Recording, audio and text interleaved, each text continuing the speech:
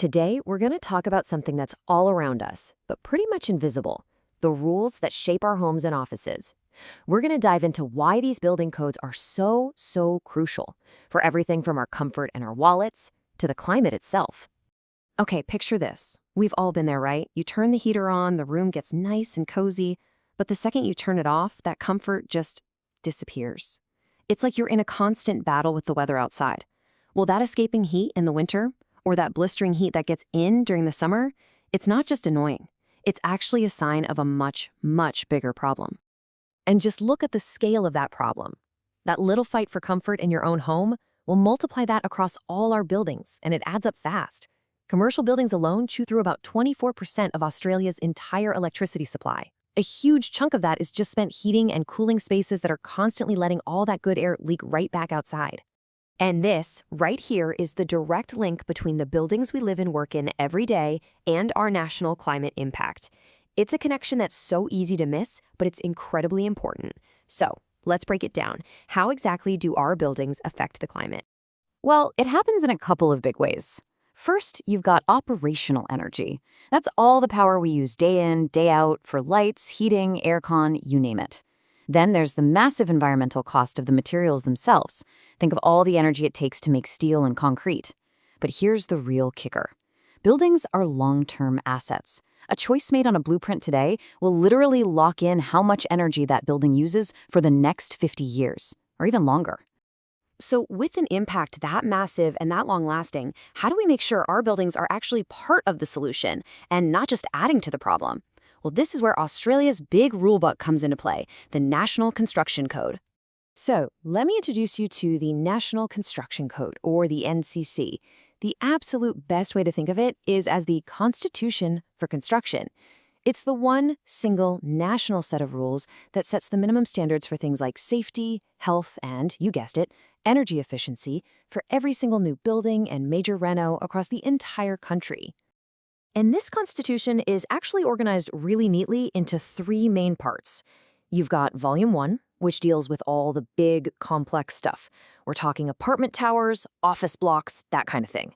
Volume 2 is for houses and other smaller buildings. And Volume 3 is, well, it's the plumbing code. It's pretty logical, right? Different rules for different kinds of buildings. Now, here's where it gets really interesting. The NCC actually gives you two ways to follow the rules. The first one is called the deemed to satisfy path. Honestly, think of it like a recipe from a cookbook. You just follow the instructions exactly. Use these materials in this way, and boom, you comply. It's straightforward, no questions asked. But then there's the performance solution. This is more like baking your own cake from scratch. You can get creative, use new technology, whatever you want, but you have to prove that your creation is just as good and just as safe as the one from the recipe book. It's way more flexible and opens the door for some really cool innovation. Okay, so you've got this rulebook in hand. How do designers and builders actually hit those energy efficiency targets in the real world? It really boils down to a few core strategies that all have to work together to create a building that performs well. Strategy number 1, and probably the one everyone's heard of, is insulation. The easiest way to think about it is as the building's winter coat. It's that stuff you put in your walls and ceiling that slows down heat from moving in or out. Good insulation is a game changer. It keeps you warm in winter and cool in summer, which means your heater and your aircon get to take a nice long break. Next up, windows. Your standard single pane of glass is basically a giant hole in your wall when it comes to energy. But high-performance glazing, like double glazing, is totally different. It traps a layer of air between two panes of glass, creating this invisible barrier. It's a pretty simple idea, but it makes a massive difference in stopping energy loss. And strategy number 3 is airtightness. This is all about sealing up those little gaps and cracks you find around windows, doors, and pipes. You see, any uncontrolled draft is your worst enemy. It's just letting all the air you paid to heat or cool escape. So by creating a really well-sealed shell, you get to control exactly how and when air moves through your home.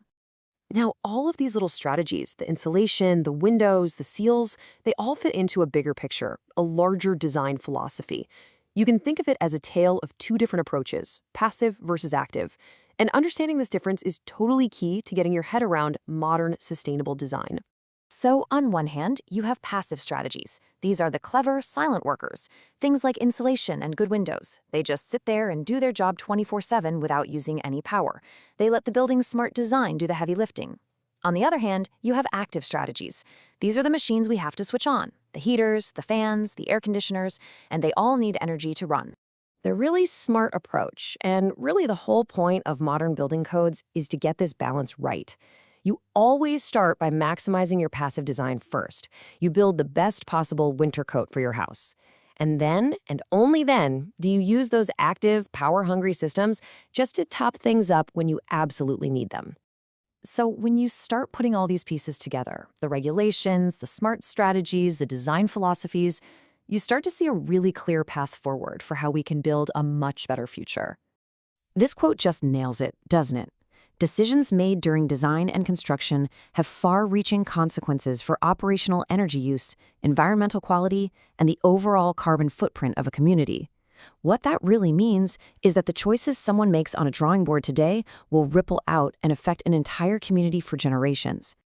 And that is the big takeaway here. The National Construction Code isn't just some bureaucratic hurdle for builders to clear. It's a framework that gently nudges us all toward making more conscious choices. And those choices lead to buildings that aren't just better for the planet, but are genuinely healthier and way more comfortable for all of us to live and work in. So I'll leave you with this question. Just take a look around the room you're in right now. What do you see? Is it the windows? Maybe a draft coming from under the door? Thinking about everything we've just talked about, what's the one change that could make your space more efficient, more comfortable, and just a little bit kinder to the world outside? Something to think about.